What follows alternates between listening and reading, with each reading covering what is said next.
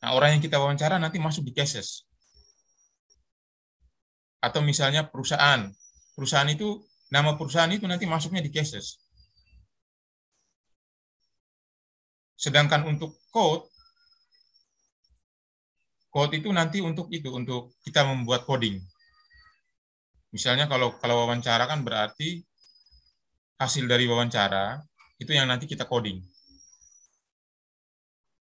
Itu lalu ada juga yang disebut dengan case classification. Nah, case classification ini itu adalah klasifikasi dari casesnya atau atribut dari casesnya. Misalnya data wawancara misalnya atau data survei tadi responden.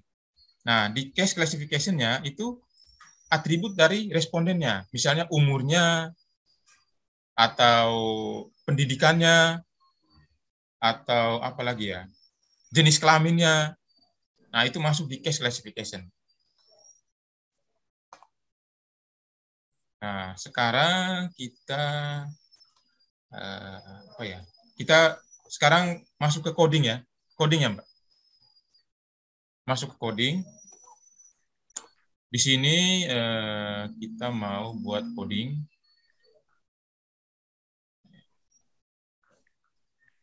Salah.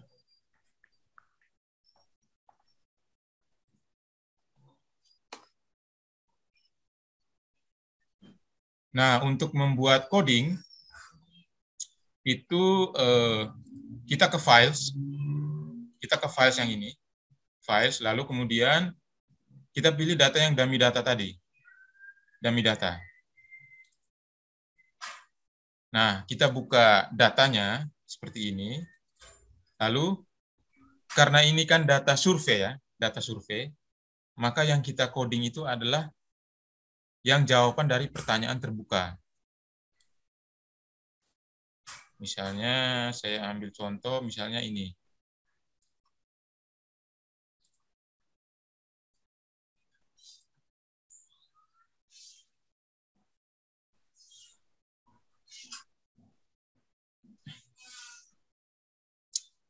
Nah, misalnya ini kan pertanyaannya, jika Anda dapat memilih bentuk bahan ajar yang paling efektif, mohon pilih beberapa bentuk bahan ajar. Nah, di sini kan dia menjawab PPT, modul atau penjelasan persub pokok bahasan, kegiatan lesson di LMS. Nah, ini kita bisa buat coding, kita membuat kode dari jawaban responden ini.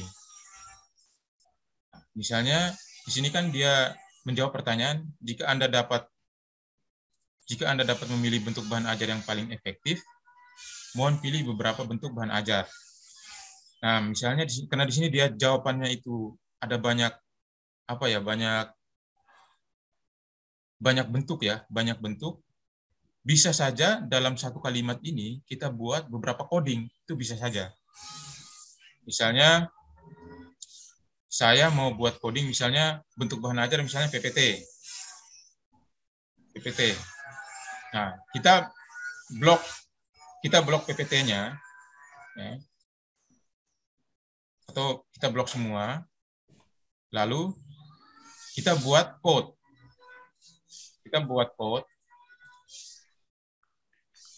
Misalnya, nah ini lalu kemudian klik kanan. Jadi cara-cara untuk membuat coding itu ada beberapa cara ya, bisa beberapa cara. Misalnya cara pertama itu misalnya kita langsung membuat note di sini atau code di sini. Misalnya begini, misalnya saya ini lalu saya tarik, saya drag ke sini. Nah, lalu kemudian misalnya saya mau buat code di sini PPT. Nah, PPT.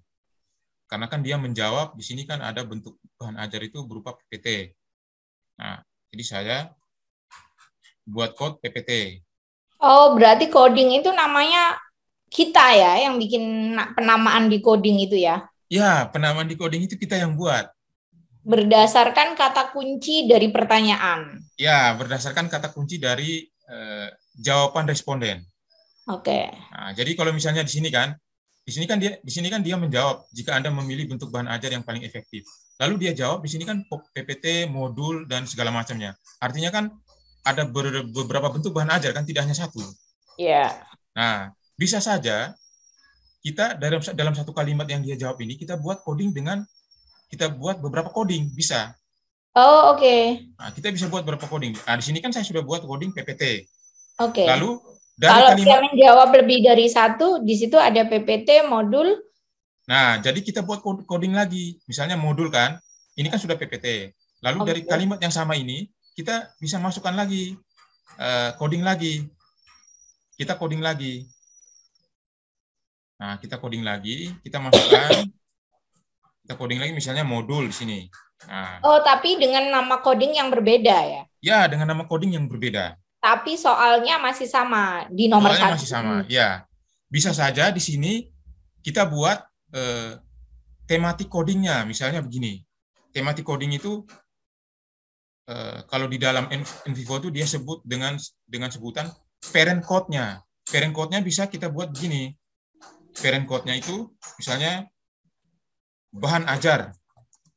Nah, bahan ajar. Bahan ajar. Nah, bahan ajar ini dia bisa jadi parent code dari modul sama PPT. Nah, kita bisa buat modul sama PPT ini masuk sebagai child code-nya dari bahan ajar. Child code dari bahan ajar. Dengan cara itu kita tinggal drag aja ke sini. Nah, ini kan dia masuk. Lalu ini juga masuk. Nah, dia sudah jadi modul sama PPT ini, dia sudah jadi child code dari parent code yang dengan nama bahan ajar. Bahan ajar atau bentuk bahan ajar ya. Kira-kira begitu. Nah, bisa kita cari lagi, misalnya masih ada kan di sini bentuk bahan ajar yang lain. Misalnya, apa ya?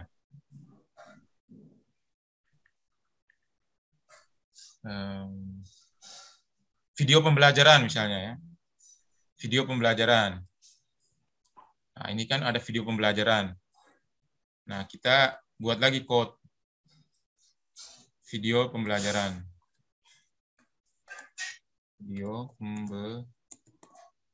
Atau video sajalah, video.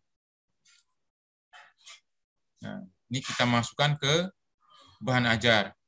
Kita jadikan child code-nya.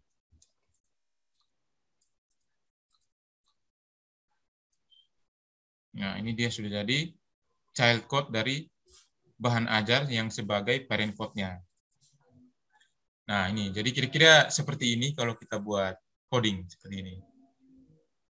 Mungkin masih ada pertanyaan atau bagaimana?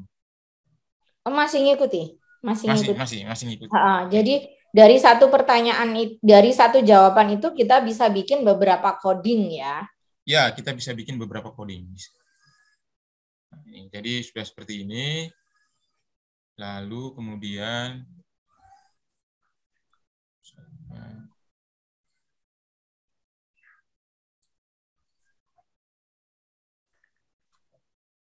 nah, ini kan baru satu jawaban dari satu responden ya. Ini kan baru satu jawaban dari satu responden. Kemudian kita ke responden yang kedua. Nah, ternyata di responden kedua ini kan dia menjawab PPT modul video pembelajaran. Nah, kita bisa buat coding lagi. Nah, karena PPT ini sudah ada codingnya di sini, maka kita tinggal drag masukkan ke coding-coding yang sudah ada di sini. Misalnya ini kan si responden kedua kan dia jawab PPT juga. Jadi kita gabung. Kita gabung, kita tinggal drag, kita masukkan ke PPT. Oke. Nah, lalu kemudian ada modul kita masukkan ke modul. Ya, modul kita masukkan ke modul. Nah, lalu ada video pembelajaran. Nah, video pembelajaran kita masukkan ke video pembelajaran. Nah, ini. Nah, jadi kan sudah ada ya. Nah, ini kan ada 1, 1, 1, ada 2, 2, 2. Nah, ini 1 ini maksudnya dari satu ini ya, dari satu dari satu referensi atau dari satu pertanyaan.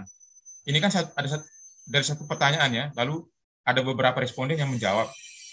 Lalu kalau dua ini artinya dua referensi dari satu pertanyaan. Dua referensi ini dari mana? Dari dua responden. Nah, seperti itu. Lalu kita bisa lanjut ke responden yang lain, misalnya video masuk ke video. nah, begitu terus. Nah, misalnya ini responden 3, dia jawab misalnya PPT juga kan, dia ada jawab PPT. Kita masukkan ke PPT. Kita coding di PPT. Lalu dia, oh ternyata misalnya yang responden ketiga ini ternyata dia jawab ada yang berbeda, misalnya LMS kan. Nah, berarti kita buat coding baru.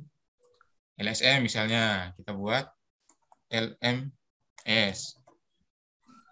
Nah, kita masukkan sebagai child node di bahan ajar. Nah, berarti kan sudah ada satu nih LMS. Nah, lalu misalnya ternyata dia juga jawab video ya, video. Dia juga jawab video. Nah, berarti kita masukkan ke video. Nah, ya, seperti ini. Oke. Jadi seperti itu terus, Mbak. Ketika kita mengcoding itu seperti itu terus caranya.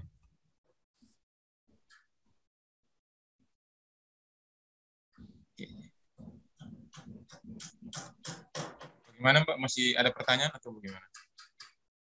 Sampai di sini saya bisa mengikuti. Kemudian berarti kan kita tadi itu memasukkan data itu akan masuk di file. Di file. Ya, kemudian di file langkah selanjutnya adalah kita membuka codes yang notes itu ya. Langkah selanjutnya kita buat coding. Ya, menggunakan filenya. Menggunakan filenya. Oke. Kita membuka notes itu ya berarti ya, atau ya. code itu. Ya. Jadi setelah mengimpor data, kita membuat coding berdasarkan kata kunci setiap kalimat. Ya, setiap kalimat, betul. Oke. Tetapi jangan lupa, Mbak, setiap kita membuat coding, kita harus ingat dengan reset question kita. Ketika kita membuat coding itu, tetap acuan kita pada reset question kita. Oke, jadi jangan sampai coding kita itu melenceng dari reset question kita. Nggak semata-mata berdasarkan kata kunci di kalimat ya? Iya, nggak semata-mata juga berdasarkan kata kunci di kalimat. Jadi kata kunci dari kalimat harus kita acukan pada research question. Ya, gitu. harus mengacu pada research question. Jika tidak ada yang mengacu pada research question, bagaimana? Jika tidak ada yang mengacu, bisa kita coding juga, tetapi nanti ada proses itu, ada proses, misalnya proses kita memilah-milah lagi mana yang penting, mana yang tidak. Pokoknya ada proses memilah-milah seperti itu. Nah, di dalam kita membuat coding ini, kan seperti yang saya jelaskan ini kan ada parent code, lalu ada child code. Nah, parent code ini atau tematik coding ini, tematik coding ini biasanya itu akan sesuai dengan research question kita. Dari pengalaman saya seperti itu. Nah, sorry, apanya yang akan sesuai dengan research question? Biasanya tematik codingnya. Misalnya ini kan bahan ajar. Nah, itu tadi sebelum kita membuat coding masing-masing, itu kita membuat tematik coding. Tematik coding itu berdasarkan satu pertanyaan saja ya. Misalkan pertanyaan nomor 1 itu dibuatkan tematik coding A. Pertanyaan 2 dibuatkan tematik coding B, begitukah? Bisa seperti itu. Karena kan bisa jadi pertanyaan pertama itu kan dia bicara soal bentuk bahan ajar kan. Nah, Ya. berarti tematik codingnya bentuk bahan ajar. Oke. Kita jadikan tematik coding bentuk bahan ajar. Lalu kemudian child code-nya itu adalah bentuk-bentuk bahan ajarnya tadi. Misalnya LMC. Child code-nya itu berdasarkan jawaban-jawaban yang banyak itu ya. Ya, betul. Oke. Nah, jadi seperti itu. Oke. Kemudian tadi gimana? Jadi tematik coding itu pasti sama dengan research question karena kita yang bikin. Ya, pertanyaan itu kita yang bikin kan? Ya, kemungkinan akan sama dengan riset question kita. Oke. Nah, kemungkinan karena pertanyaan-pertanyaan ini kan kita yang bikin. Dan pertanyaan-pertanyaan ini kan yang kita bikin ini kan mengacu berdasarkan research question. Ya, berdasarkan research question kita, sehingga pasti akan cocok gitu. Nah, kira-kira begitu.